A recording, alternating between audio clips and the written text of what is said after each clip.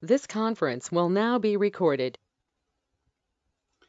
Okay, it's 10:05, so we might as well begin the workshop or the uh, information session.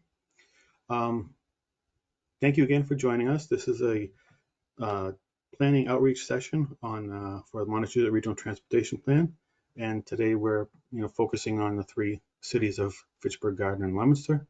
But this presentation is roughly the same as was given to the subregions and the rural communities. As you may have just heard, this will be recorded and we will be posting it on our website on the mrpc.org website related to the transportation plan. We'll have up the videos of each of the planning sessions that we're doing right now, as well as other information as it's developed. And it'll be up there for people to take a look at and comment on and download if they need. We ask that if you have any questions or comments or concerns, please feel free to let us know. There is a raise your hand function. Hopefully you have it on your screen down on the lower left, or you can wave at the camera or just use the chat option on the upper right toolbar and just type your question in there. Either way is fine. This is probably the first of several meetings we'll have during the development process for the RTP. We will have other sessions focusing on individual topics such as planning scenarios, population projections, those kind of things as we move along. So keep on the lookout for those, and those will also be announced on our MRPC website. We have a target endorsement date for the RTP of about mid-June or July of 2023. Prior to that, there'll be a 21-day public review and comment period. So that's our goal, and that's what we're working to in this process. And there's a schedule coming up that you'll see how we plan on doing this. And the last thing is, if you are asking a question or making a statement, please identify yourself as to your name and who you represent. And that'll make it easier for us to keep track of the comments. So with that, I will begin this little presentation. Quickly about the MRPC. We cover 3 cities, Fitchburg, Gardner, Leominster, and 19 towns and the Planning Development District of Devens, all located in northern Worcester and Middlesex counties. The population of the region, according to the 2020 census, is 242,671, and we cover about 685 square miles of land area. What's important here is the MRPC is not a federal, state, or county agency. Rather, it is a regional agency created by and responsible to its member communities, created through legislation passed by the Mass Legislature a number of years ago. Currently on the MRPC, we have about 11 full-time professional planners in 3 different departments: planning and development, geographic information systems, and transportation and transit planning.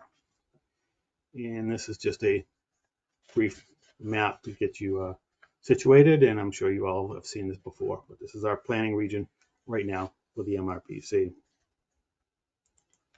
Who's involved in transportation planning? So there are 3 main entities in this process that we're going to talk about. First is obviously the Massachusetts Regional Planning Commission. The second is the Massachusetts Joint Transportation Committee. This is a subcommittee of the MRPC, and it's advisory in nature. It provides feedback and recommendations and observations to both the Planning Commission and the Massachusetts Metropolitan Planning Organization, or MPO. The MPO is responsible for the formal development and endorsement of federally required documents and actions, such as the Transportation Improvement Program, or TIP, the Unified Planning Work Program, UPWP, and the Regional Transportation Plan. The MPO covers the same geographic region as the MRPC. You see here a listing of the signatories of the MPO. There are 10 of them. They include the Secretary and CEO and his representative from the Mass Department of Transportation, the Highway Division Administrator from MassDOT, the Chairman of the Massachusetts Planning Commission, the Chairman of the Massachusetts Regional Transit Authority, and the Mayor of Fitchburg, Leominster, and Gardner. And then the rural communities are divided up into 4 subregions. We group these communities together based upon population, and they're roughly the same population size, maybe within 2,000 or 3,000 of each other. The MRPC also serves as staff to the MPO. We have a federal and state transportation contract that funds our work in transportation planning. So we act as staff of the MPO and conduct meetings and produce the documents and so forth as our role. So regarding the RTP, what the plan does, it provides guidance to local and state officials in deciding how to spend federal and state transportation dollars. But what it is not a wish list. It is a plan with recommended projects that have a reasonable chance of being funded. They have been identified. They are not just pie in the sky things, but there's some reasonable chance of implementation or development into a real project, depending on the life of the plan and how long the project is. Why this plan matters, it outlines transportation priorities for the region. And if a community wants to receive any federal funds for a project, it must fit into the policy goals of the regional transportation plan. So typically, the process for getting a project out to construction is it first appears in the RTP in a plan.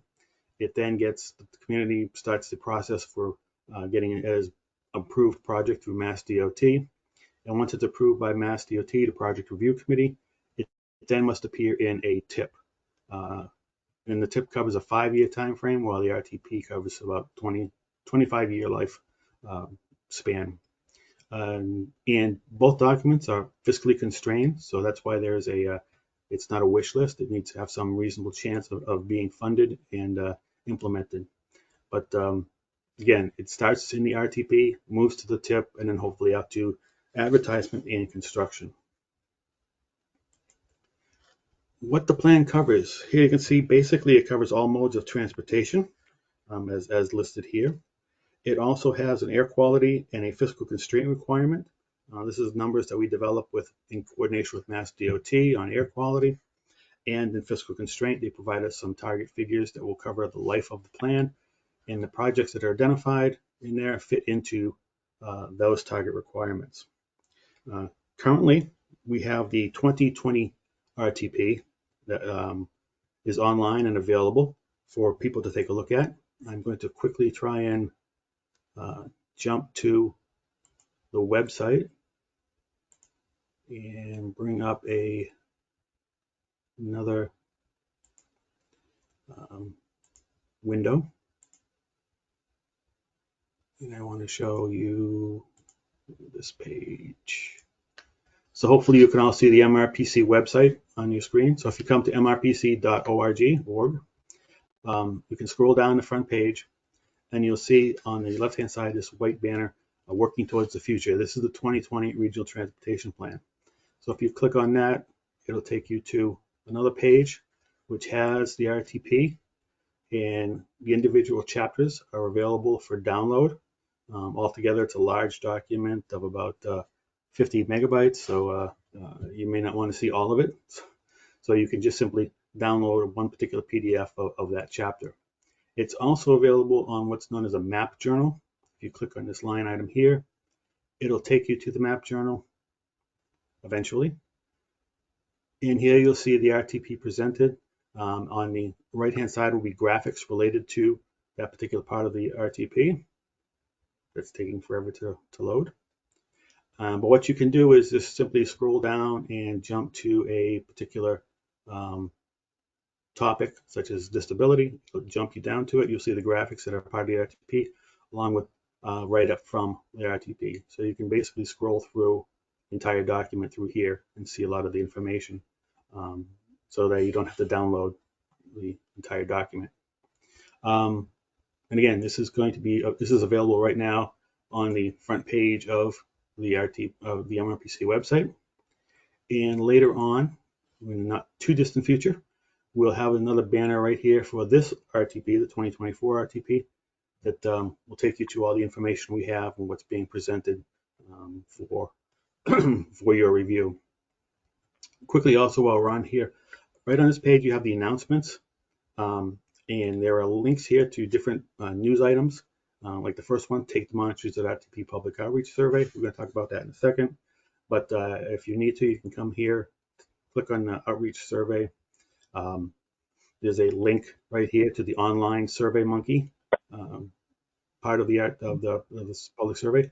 There's also a download of a paper copy. So if you need to make copies for other individuals, you can look, get copies right here. So now with that, I will go back to the original presentation. And I want to share this. Hopefully now you can all see the back to the presentation. I hope that's available for everybody. And let me get back to my spot. Okay, so that's what the plan covers for everybody to know what we're going to be talking about. And then finally, the major goal of why we're here is we want to hear from everybody. Public outreach and feedback is a very important part of the overall development of the RTP. So we want to hear from the communities, local officials, and the general public on their thoughts and their ideas. As I mentioned, the survey is available as one way to get us feedback. Here's the link. There's also a QR code that will take you to the survey. And I showed you it's also accessible through the website. We ask that you pass this along to anyone you feel might have an interest in transportation planning or have issues that they would like to discuss and bring forward. As I mentioned, the paper copies are available. If you also can contact us, and we will print out paper copies for you. We also plan on putting out drop boxes and copies of the survey at various places such as senior centers, libraries, and so forth. And one other item we're asking of people, if you have an idea as to a good place where we could put the surveys where there's a lot of traffic and people will take the opportunity to read the survey, fill it out, and drop it off, let us know. We can then put together some information for them and put out a Dropbox for the survey. So that's one question we do ask of you. If you have any ideas, just let us know, either through email, phone calls, or whatever. The next step is basically the next few slides discuss sort of questions that we are asking about the communities. We're asking you to think about for the RTP input. We don't expect you to come up with answers and solutions right now, but these are things we're going to be asking that you think about, give some time, some reflection on, and then take the time to get back to us with what's going on and what you think are the major issues. I'm going to turn the slides, next few slides, over to Brian for his discussion. So that should be it. Brian? Actually, that's going to be me, Brad. Oh, sorry. Yeah, Oh, one thing I Brian's forgot gonna to do. go I'm ahead. sorry, just sorry. One thing I forgot to do was to introduce ourselves. Uh, I am Brad Harris. I'm the Transportation Project Director for the Planning Commission. I'm George Snow with the MRPC. Jerry Bean, also with MRPC. Brian Doherty, MRPC. Brian's a little young. All right, Sherry, so if you want to walk us through these next questions. All right. Brian, tell Tegan we said hi. All right, so for these questions, I mean, if you have anything to share currently while we go through the questions, definitely let us know. We can take notes as we go. Otherwise, like Brad said, get back to us with any comments or suggestions you have after the presentation. So for the first question, what are the main transportation related challenges in your community?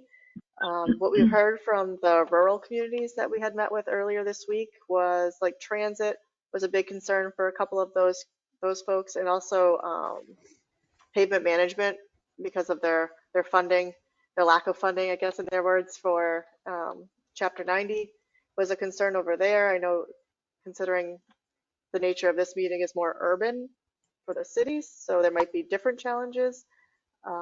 Maybe bike and pedestrian accommodations or congestion might be more of a concern for you. But we definitely like to hear the differences because every community is super unique in our region. So getting everybody's input is really important for this document. Here's a question that came right from our survey. So you can rank what's most important to you to what's least important. And like I said, there's things such as transit, congestion, economic development, residential development, which might be not something that you might not have thought about. So definitely think about this and try to come up with some ideas that we might want to incorporate into the document. What these feedback will do is help us develop planning scenarios that will help us prioritize projects over the next number of years. So if we get from most of our communities that you know pedestrian bicycle accessibility is now the most important thing to them, as opposed to roadway maintenance and infrastructure, that tells us where we should be trying to put some more of our funds, some more of our priorities towards. So that's what we use these responses for. So we encourage you to get back to us with whatever you feel is appropriate, and to let us know what your thoughts. All right, so for the next slide, this is something we've never had to consider before prior to COVID-19. So we have noticed that there may be some different travel patterns that have changed ever since the pandemic has come and it's now somewhat phasing out. People are kind of more returning to a little bit more of a normal state. So how has the pandemic affected your travel patterns or the travel patterns within your community? So has, working from home increased? Have you noticed a decrease maybe in transit? I know for the town of Air, they had mentioned that the commuter rail has not quite gotten back to where it once was with ridership numbers. So I don't know if that's something that the cities are also seeing. Maybe there's a reduction in number of cars parked at the commuter rail locations, or maybe people are just more hesitant to take commuter rail because of the pandemic, or maybe they are working more from home. Those are questions that we're trying to incorporate. So if there's anything that you can think of that relate to pandemic travel patterns, that's definitely something we want to include this year. And like so, we like to see, personally, how did it affect your community? Did you see less congestions on those normal roadways you normally hear a lot about as being a problem? Did you see that drop considerably? Has it come back to pre-pandemic levels, or do you think it's slowly making its way back? And then also, how did it impact the everyday function of your particular departments or municipal city employment? We've been saying that work from home options was always something that was thought of going to be something more important in the future. And the pandemic seems to have jump-started everybody's push to be able to work from home. And is that something you've noticed? Is that something the city is planning on maintaining? Is it, a viable option for people in your communities and for, your offices and your work patterns? And do you think that trend will continue, or do you think there's going to be a trend to go back to the office and get people actually face to face so that they can, discuss things in a more real-time situation as opposed to online involvement? So we're asking you to, project ahead, think about it, and let us know what you think might be some patterns that could affect travel in your area. Obviously, the more people who are telecommuting, the less congestion there's going to be within certain areas. And also, and I just had a thought that I just lost. Well, Brad, Mary Jo has her hand up, so we can Yes, hear from Fitchburg. Hi.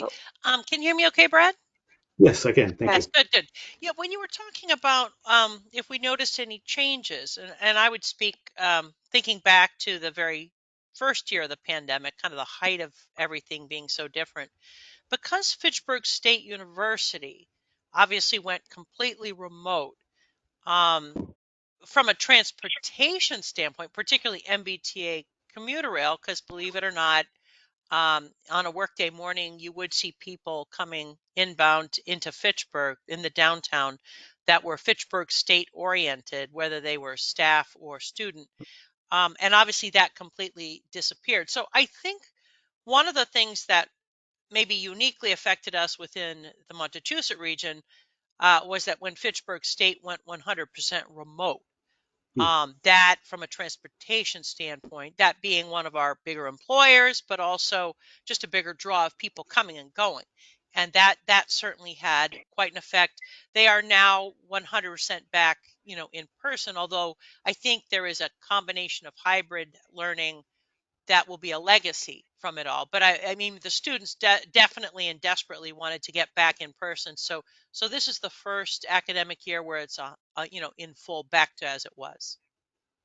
That's interesting. Good, thank you. Um, the thought I had lost, I just got back, and it kind of relates to that. Um, with telecommuting, people will be work in the Boston area will be moving further and further away from Boston, because if they have that option to telecommute, um, then they don't need to drive into Boston or ride into Boston, 5 days a week. So they may be looking further and further out this way for, living accommodations. So that question would be, do you expect to see additional pressures on your communities for residential development or even commercial development? And then again, too, when you talked about the students not being there, the follow up on that would be: was there a impact to revenue streams for businesses in the area, or for the town, for the city? Those could change too if the students now don't have to come in. They're not doing the little local shopping they used to do. That could be something that you're concerned about. So. If I could, and I don't mean to Sure. monopolize, but I had a thought that follows that line, but it's not student related. So our other commuter rail stop is in West Fitchburg, the Wachusett stop, which happens to be proximate to Great Wolf Lodge. But in the first or the year and a half of the hardest of the lockdown for the pandemic, Great Wolf completely closed, and because of lodging tax, which is something we have a local option, you talk Mm, about, was there any revenue change? Yeah, it was hard for small businesses, eateries and things, but all of a sudden the Great Wolf Lodge lodging tax revenue that had been quite productive for us locally disappeared. So mm, all those employees gone, and that attraction completely closed for almost a year and a half.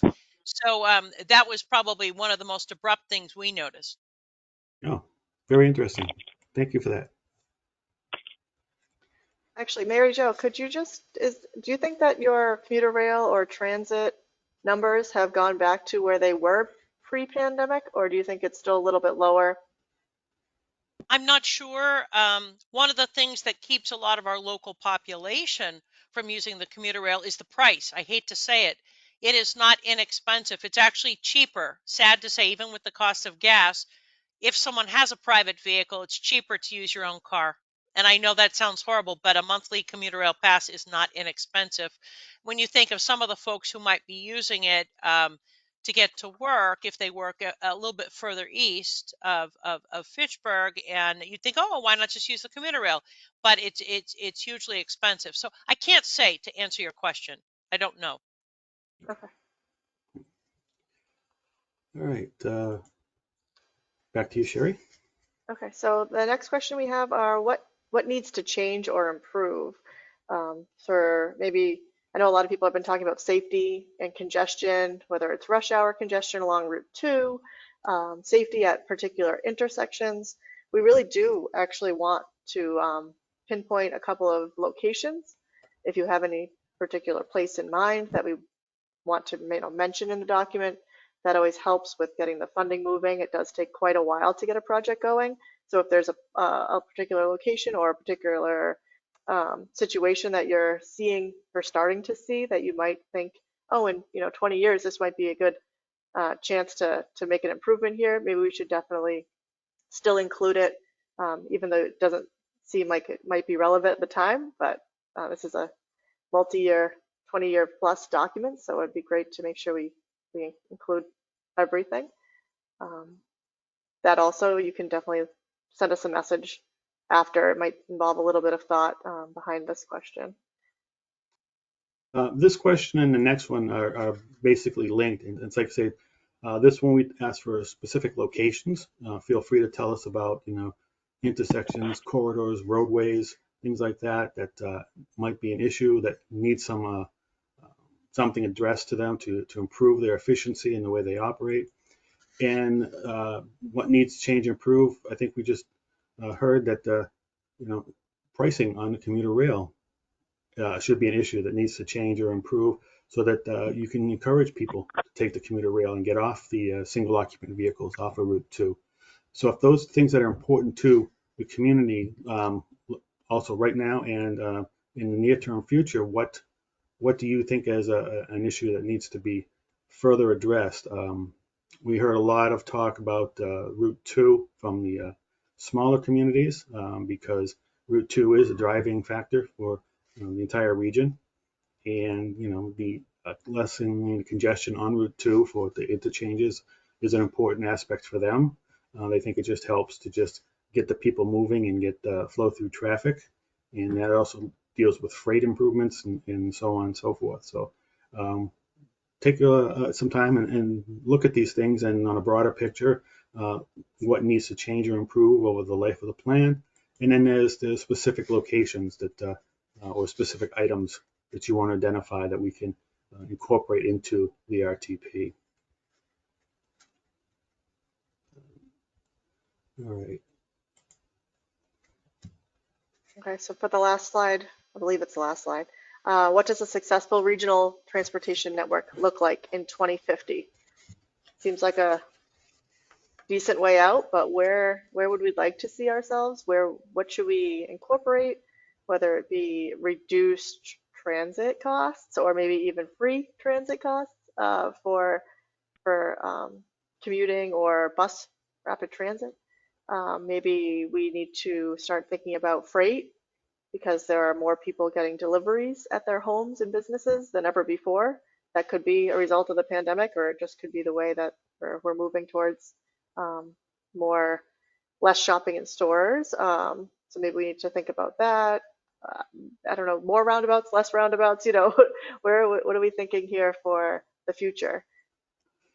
Right. We're asking, like, think of your community and what would you like to see it look like in 50 years? Would you like to see better walkability, better accessibility for bikes and pedestrians? So you're looking to link your municipal office buildings or your points of interest and attractions. You want to be able to link them better through, sidewalks or bike lanes and so forth. And that may be more important to you at this point than addressing some road maintenance or congestion issues. So we're just trying to get a feel of how you think you want your ideally how would the community look. I'm sure ideally it'd be a lot less traffic, but more pedestrian and more foot traffic in the downtown areas and so on and so forth. So that's what we're just trying to get a feel for, how you think you want the overall transportation. And again, it's transit, vehicles, freight, bike, ped, all that needs to be looked at. And even, consider the communities and the special populations, the elderly, the disabled. Does there need to be more improvement in accessibility for them? And, let us know if that's important to the community or to the town. Oh, Mary Jo. Sorry to be such a chatterbox. We No, had no, a it's fine. conversation. Locally just a few days ago, and it had to do with EV charging stations. So when you're talking about 2050 and how we transport ourselves, what powers the vehicles we're in obviously will be very different. But one thing, as we were wringing our hands about, where EV charging stations should be and if they were fast charging and all that, it dawned on us that at least maybe in the near term, where such infrastructure is put could lead to, I won't call it tourism, but more visitorship. Because if someone is going to park their vehicle for a charge, and it may be that the community was very strategic in where it put those charging stations, that could be what leads people to, say, spend time in a downtown for an extended period or something like that. So I don't know if it's appropriate relative to this plan to mention EV charging stations, but it just seemed like it's certainly on everybody's mind. We would certainly like to hear about that because that is a big issue in the recent bipartisan infrastructure law, or BIL, has a lot of different new funding programs, and EV charging stations are part of that uh, legislation. And so there's a need to identify what are good locations for them. And like you say, if the stations are, say, in downtown Fitchburg, say near the intermodal center or so on, there's a lot more attractions for someone who has to wait maybe a couple hours to visit and take a look at, as opposed to putting it at the former Kmart Plaza, where you've got just you've got a shopping center, a supermarket, and that may be the only thing someone would visit, and while they're waiting a couple hours. That's a good strategy and something to discuss, and something that I think would fit into the plan. Where are those targeted areas that might make sense for EV charging stations? Okay, and no, Sherry, there was a couple more slides. Oops. Okay.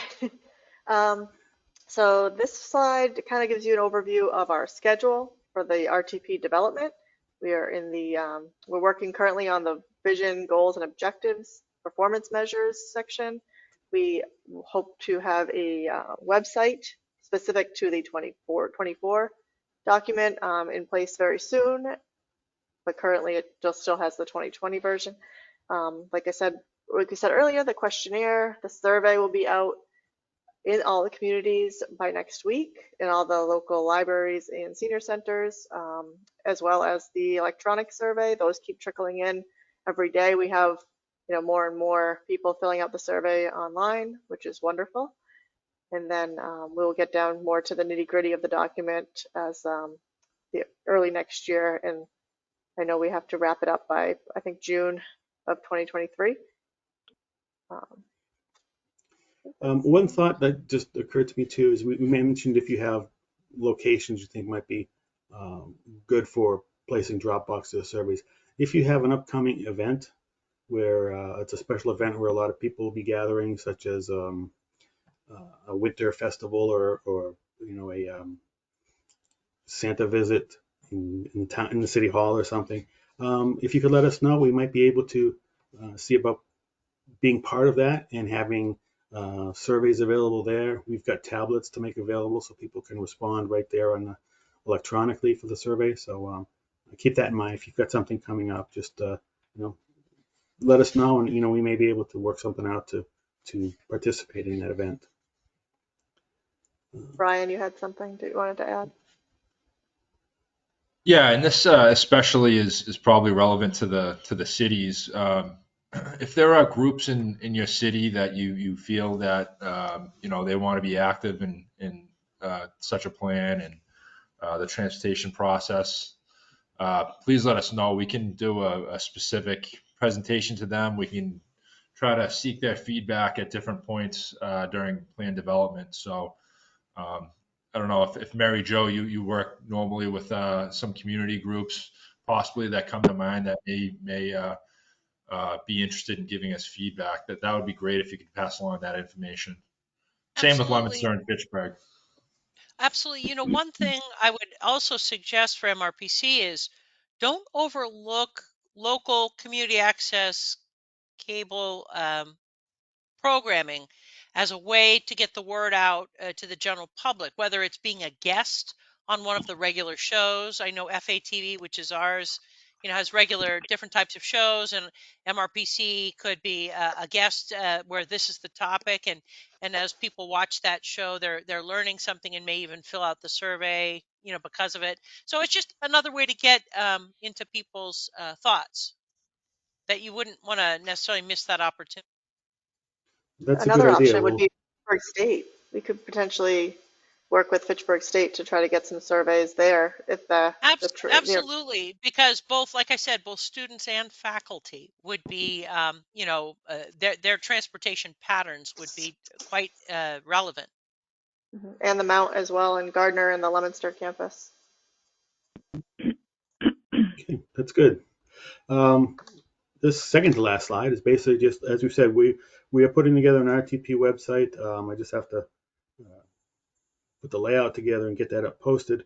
But that once once it is up, it'll be accessible just like the current RTP website is, and we'll be posting stuff there, draft chapters, draft information, these videos of the seminars, as well as follow-up notification seminars. So I encourage you to check back there, check the announcements page on the website where we will announce locations for workshops and so on. And we will be sending out flyers and notices, so hopefully you'll keep an eye out for them as they come through. Just feel free to also get in touch with us and let us know what's going on in your community. Here are our contact information. Feel free to do that, to reach out to any one of us at any time through email, phone call, whatever.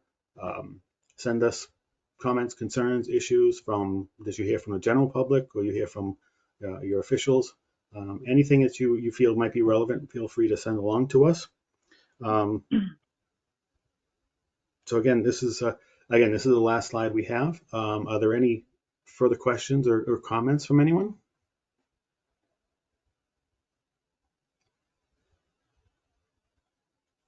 No? Okay. I unfortunately can't see people's raised hands on my slide right now. But I want to thank everybody for attending and providing feedback right now and then in the future. And we encourage you, like I said, to just think and send stuff our way, and we will work to make sure it's noted in the RTP in some manner. This is an ongoing process. That's, as you saw, it's going to take us a few months to get to that final product, but it's probably not the last time you'll hear from us. So I want to thank you all for coming, and have a good day.